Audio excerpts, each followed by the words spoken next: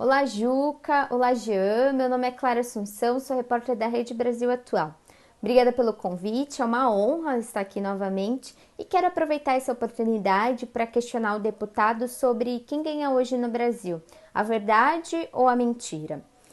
Jean, você estuda em seu doutorado os efeitos das fake news e dos discursos de ódio, e esse é um tema emergente em todo o mundo, né? Aqui no Brasil, o Tribunal Superior Eleitoral aprovou a proibição dos disparos em massas, a gente vê o WhatsApp estabelecer algumas limitações, mas a gente também já percebe que há uma migração de usuários bolsonaristas para as redes sociais onde não há nenhum tipo de regra, entre elas o Telegram. Diante dessa indústria de desinformação que trabalha e age tão rapidamente, por onde passa uma solução? Como é que a gente estabelece regras nesse meio digital no momento em que essas forças políticas que usam da desinformação como estratégia de poder estão dizendo que regulamentação é censura? Qual que é a sua avaliação, Jean? Muito obrigada. Obrigado, Clara. Essa pergunta dá uma conferência, porque essa é a grande questão que o mundo está se colocando, né?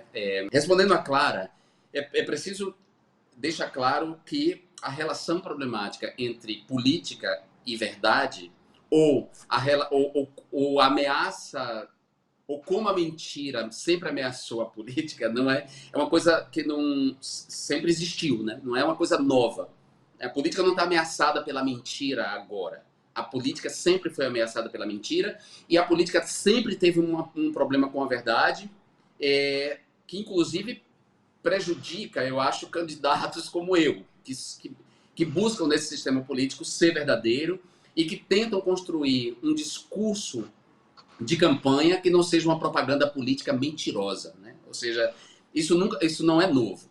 O que acontece agora é que a cultura digital, essa infraestrutura de comunicação global, que cada vez mais abarca o planeta, inseriu a gente numa segunda vida, né? Numa second life, que é a vida digital. Nós estamos todos inseridos na cultura digital e a nossa relação com essa infraestrutura de comunicação, ela se restringiu a essas plataformas de comunicação que operam as mídias sociais em que a gente interage.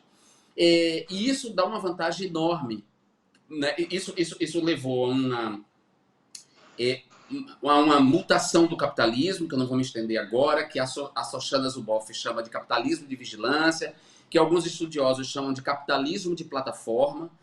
A maneira como esse capitalismo nos transformou, todos nós, em mão de obra dele, da produção de conteúdos gratuito, e de como ele distribui mal os recursos da publicidade e do acesso, ou seja, o próprio modelo de negócio prioriza,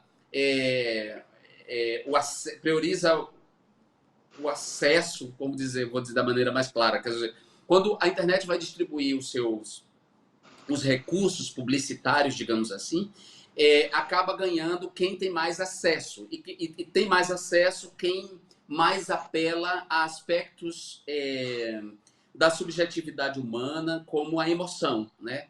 E não a razão. Então, nesse sentido, os fabricantes de fake news, os traficantes de mentiras, os assassinos de reputação, os sites que exploram o sensacionalismo, eles têm uma vantagem enorme. E aí, claro, os grupos políticos de extrema-direita saem também com uma vantagem muito grande na operação desses sistemas. Não há, por parte dos Estados-nações, ainda, estão todos buscando esse caminho, né? Os Estados Unidos querem, por exemplo, que o Google dê uma contrapartida em recursos ao conteúdo feito pelos grandes jornais, New York Times, Washington Post, ou seja, o Google tem que dar uma contrapartida em recursos a essas empresas de comunicação. Essa é uma das saídas. Agora, as legislações têm podido cada vez menos com essas plataformas, porque, como eu disse antes, eles se converteram em estados-plataformas, ou seja, eles operam acima dos estados-nações. E, portanto, as leis de um Estado, muitas vezes, não se aplicam, não conseguem ser aplicadas ao funcionamento dessas plataformas, porque elas operam nesse nível superior ao próprio Estado. Então, é difícil. No caso do Brasil, a gente vai enfrentar, em 2022, uma campanha mais sórdida do que foi a de 2018, mas agora um pouco mais alertados sobre ela. Então, eu acho que se os partidos de esquerda não tivessem entrado numa espécie de transe, de catatonismo, a partir da eleição do Bolsonaro em 2018, esses partidos já deveriam, em 2018, ter buscado entender esse fenômeno, né? O fenômeno da desinformação e de como a extrema-direita se sustenta e se mantém a partir dele, né? Só depois de, sei lá, em 2020, com a pandemia, é que a esquerda decidiu entender melhor esse processo, até porque esse processo de desinformação colaborou muito para o genocídio que está acontecendo no Brasil. E talvez em 2022 estejamos um pouco mais preparados para isso, né? Para combater essa desinformação, para entrar nessas mídias sociais que estão sem controle. O WhatsApp não está completamente controlado, ele criou mecanismos, né, que podem conter a desinformação, mas ainda não são suficientes esses mecanismos. Nós não temos uma transparência em relação ao Facebook, o que ele vai fazer com os nossos dados, né, se eles vão proteger os usuários desses perfis falsos, se eles vão criar mecanismos para deter a construção desses perfis e principalmente a operação de perfis robôs, né? A gente já está, eu sempre digo isso, vou repetir, a gente já está na distopia em que estamos lutando contra robôs, né? Essas inteligências artificiais que operam muitos perfis ao mesmo tempo e atacam e fazem ataques orquestrados a determinados perfis de esquerda, a instituições e coisas do tipo.